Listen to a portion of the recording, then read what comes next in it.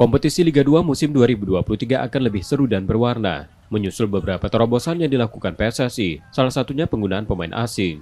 Kontestan Liga 2 bisa menggunakan satu pemain naturalisasi, satu pemain asing dari Asia, dan satu pemain asing berstatus bebas. Terkait hal ini, Sriwijaya FC mendukung karena terobosan pemain asing bisa meningkatkan mutu dan kualitas Liga 2. Iya, jadi kan sebenarnya pemikiran untuk dipakainya pemain asing di Liga 2 ini kan untuk menaikkan mutu kualitas daripada Liga 2 itu tersendiri.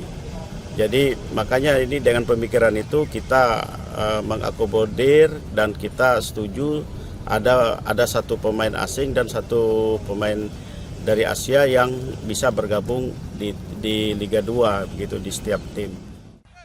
Beberapa musim yang lalu, manajemen Sriwijaya FC sudah pernah menggunakan pemain asing di kompetisi Liga 2. Nur Muhammad, Kompas TV, Palembang, Sumatera Selatan.